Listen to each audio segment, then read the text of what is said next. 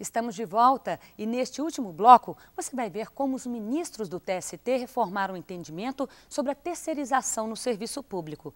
A administração só vai ser responsável pelas dívidas trabalhistas da empresa prestadora se ficar provado que não houve fiscalização adequada. Confira. Em súmula 331 e orientação jurisprudencial 383 da SDI. Proponho a revisão da redação do item 4 da súmula 331 para que passe a abraçar a seguinte tese. O inadimplemento das obrigações trabalhistas por parte do empregador implica a responsabilidade subsidiária do tomador de serviços quanto àquelas obrigações, desde que haja participado da relação processual e conste também do título executivo judicial. A divergência é unânime a decisão. Proponho igualmente que se aprove o acréscimo de um item, o item 5º à súmula 331 do seguinte teor: os entes da administração pública direta e indireta respondem subsidiariamente nas mesmas condições do item anterior, do item 4º, há pouco lido, caso evidenciada a sua conduta culposa no cumprimento das obrigações da Lei 8.666 de 1993, especialmente na fiscalização do cumprimento das obrigações contratuais e legais da prestadora de serviço como empregadora. A aludida responsabilidade não decorre de mero inadimplemento das obrigações trabalhistas assumidas pela empresa regularmente contratada. Proclamo que ficaram vencidos os ministros Aloysio Corrêa da Veiga, Rosa Maria Weber, Vieira de Melo Filho e Dora Maria da Costa quanto à redação aprovada. Indago se há algum outro voto, também se manifesta em sentido contrário. Assim se decide. Proponho o acréscimo do item 6º à súmula 331, que passaria a adotar a seguinte tese, o seguinte entendimento. Item 6º. A responsabilidade subsidiária do tomador de serviços abrange todas as verbas decorrentes da condenação.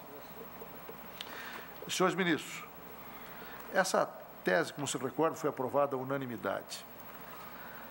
Ocorreu-me posteriormente que eu não gosto de fazer esse tipo de observação, maiormente em sessão pública, mas trago a reflexão de Vossas Excelências. Nós estamos reconhecendo a responsabilidade do tomador por todas as verbas decorrentes da condenação. Agora, os que militam na Justiça do Trabalho e os que, como nós, julgam constantemente esses processos, bem sabem que uma das discussões mais presentes nesta matéria é a da limitação da condenação ao período da prestação laboral.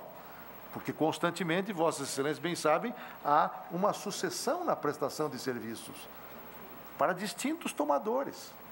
E se se disser pura e simplesmente que há responsabilidade subsidiária do tomador de serviços, sem se explicitar o período a que corresponde essa responsabilidade, eu penso que nós incorreremos numa demasia ou numa impropriedade. Eu diria, a responsabilidade subsidiária do tomador de serviços abrange todas as verbas decorrentes da condenação referentes ao período da prestação laboral. Eu faria esta restrição e esta limitação de responsabilidade. De acordo. De minha parte, de acordo, senhor presidente. Estou de acordo, inclusive eu liberei um processo exatamente nesse tema, senhor presidente. Há divergência? Estou de acordo. Aprovada a unanimidade. Houve discussão sobre a incorporação de redação da OJ 383 à súmula 331, aquela que trata da isonomia, etc. Há divergência em que se rejeita essa proposta? Rejeitada unanimemente a proposta de incorporação da redação da OJ 383 à súmula 381. E agora, de forma muito breve, senhores ministros, pauta rigorosamente de temas administrativos.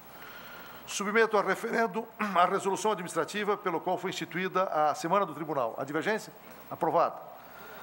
Submeto à aprovação a proposta de criação de comissão temporária de ministros integrada pelos ministros Carlos Alberto Ives, José Roberto Pimenta, para apresentar a proposta de anteprojeto de lei para atualizar a terminologia da CLT no tocante às locuções juntas de conciliação e julgamento, juiz-presidente de vara do trabalho, vogal e análogas.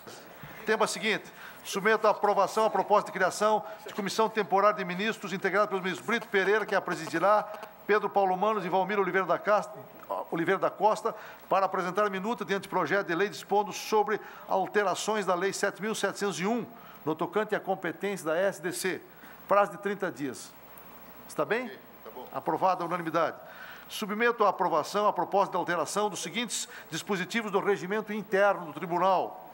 Distribuição do encargo do acórdão, nova alteração do artigo 133. Há divergência? É unânime.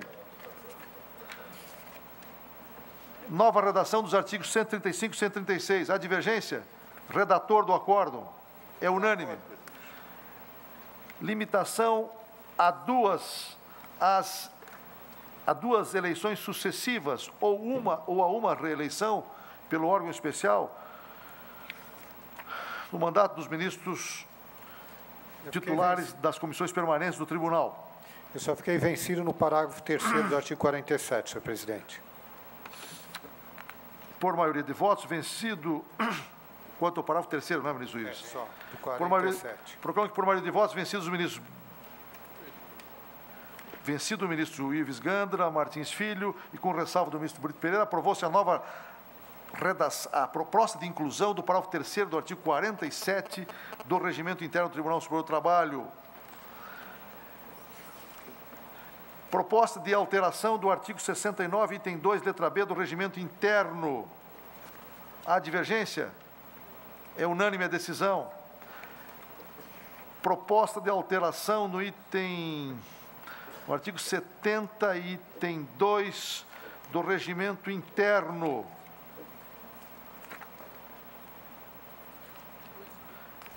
A competência, é uma restrição da competência da SDC para se suprimir a competência para julgar em recurso ordinário, mandado de segurança em matéria sindical e em recurso ordinário, ação rescisória em matéria sindical. O regimento atual alude a essa competência.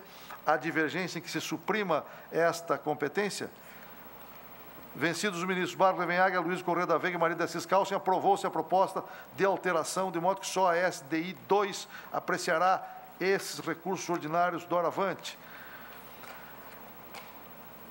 Modificação e recomposição do quórum de julgamento, senhores ministros. Do quórum de julgamento. É uma modificação sumamente importante, a meu juízo, que vai contribuir sobremaneira para a dinâmica dos julgamentos no Tribunal Superior do Trabalho, permitindo que o ministro que se considere esclarecido, independentemente de haver participado da sessão em que foi feita a sustentação oral e de haver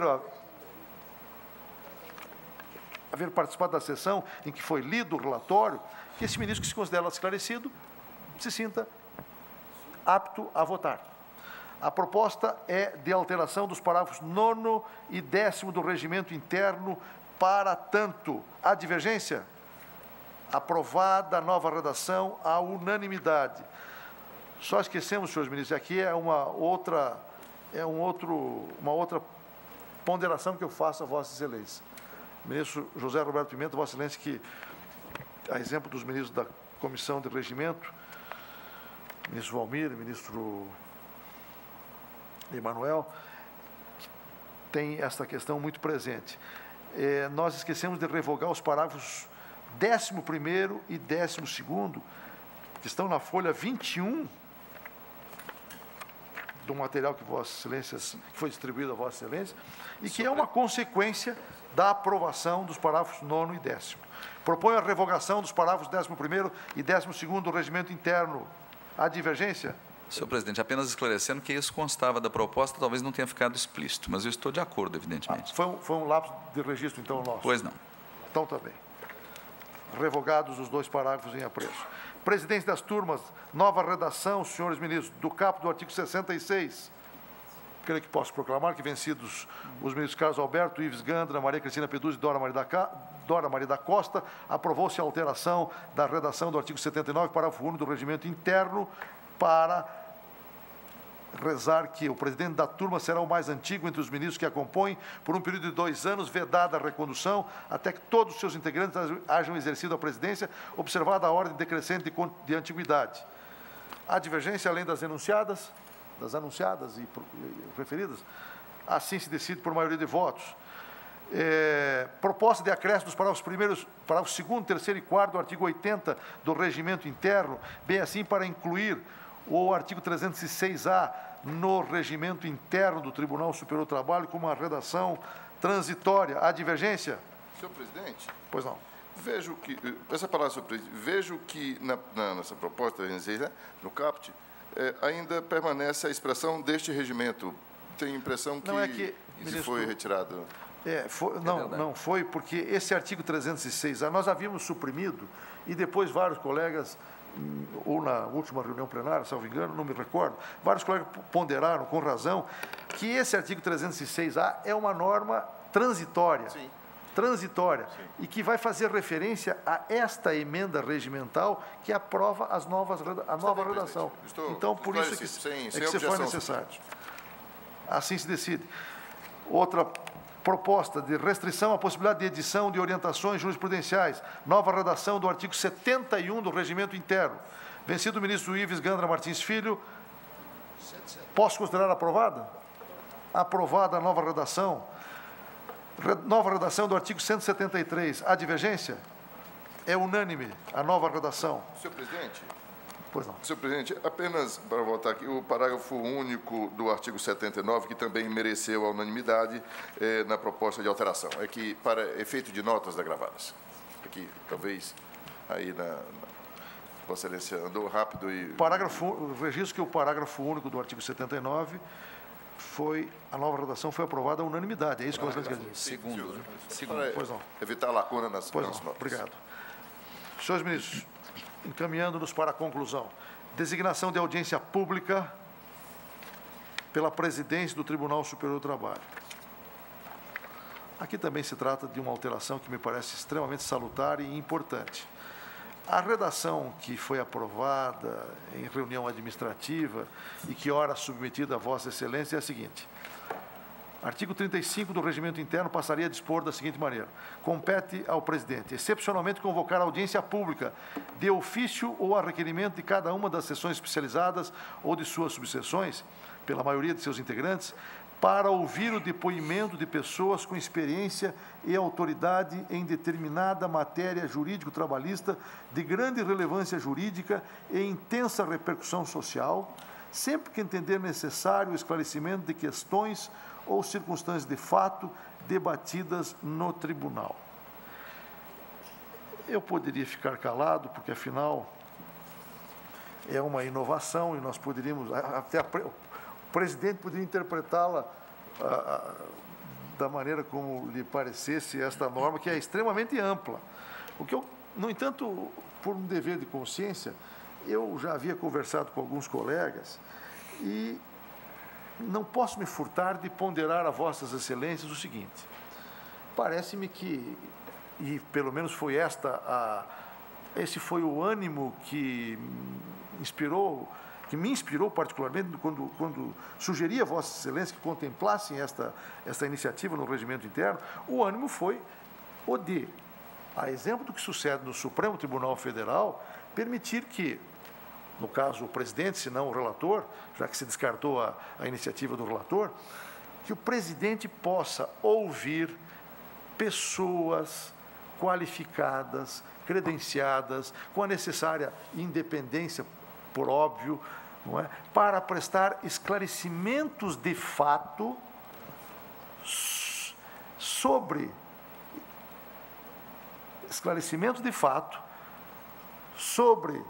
questões jurídico-trabalhistas pendentes de apreciação no tribunal e de alta relevância jurídica.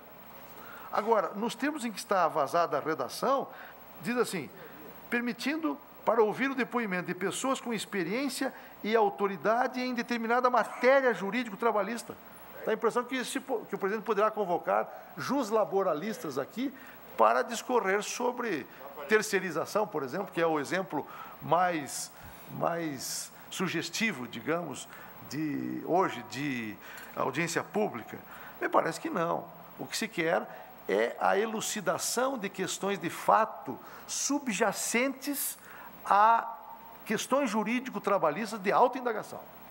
É isso que se quis, pelo menos o que me animou a fazer essa sugestão a Vossas Excelências. Vossa Excelência teria uma sugestão de nova redação? Para ouvir o depoimento de pessoas com experiência e autoridade em determinada matéria, para esclarecimento de questões ou circunstâncias de fato sobre questões jurídico-trabalhistas de grande relevância e pendentes de apreciação no tribunal. Eu diria algo semelhante a isto. O que lhes parece? Senhor presidente, tem sido, nesse sentido, as audiências públicas do Supremo Tribunal Federal. Exatamente pessoas, por exemplo, essas questões ligadas ao meio científico, se convocam pessoas não ligadas diretamente ao direito para esclarecer os fatos, para que depois o tribunal possa aplicar o direito ao caso concreto, aos fatos. Eu estou de pleno acordo com a Vossa Excelência. Pois não, ministro José Roberto Pimenta. Senhor presidente, pela ordem, eu entendo que a colocação de Vossa Excelência corresponde ao espírito que animou tanto o grupo de normatização quanto a própria sessão plenária da semana passada em instituir essa modalidade inovadora de abrir-se à sociedade para esclarecimento das questões de fato relevantes que estejam pendentes de apreciação no tribunal. Eu acho que a proposta de Vossa Excelência torna mais precisa a intenção que se pretendeu alcançar com esse dispositivo. Eu não tenho nenhuma objeção. Podemos aprovar a ideia? Senhor presidente, eu estava lendo o texto.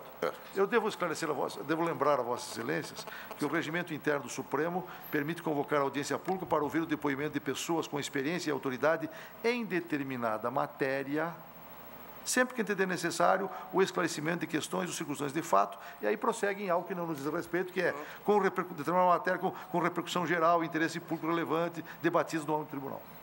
Usar a expressão semelhante, senhor presidente.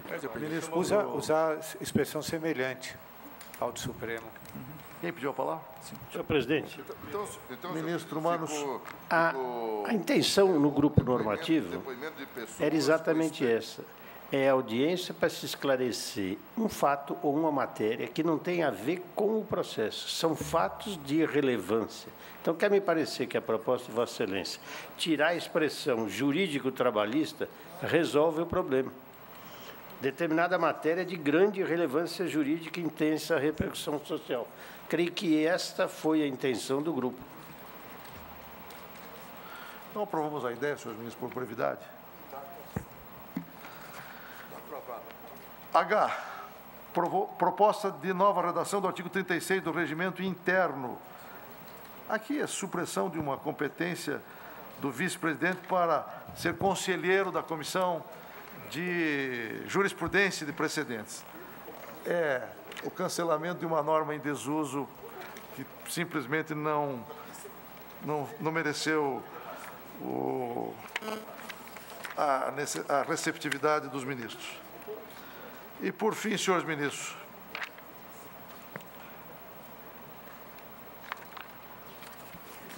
cabe-me apenas agradecer a inestimável colaboração de todos para a consecução dos resultados da Semana do Tribunal Superior do Trabalho, extremamente rica, extremamente auspiciosa, de que hoje colhemos os resultados, mercê da cooperação de todos os ministros do Tribunal, e agradecer particularmente a colaboração de Vossa Excelência também ao longo desta sessão para que os nossos trabalhos fossem desenvolvidos a contento.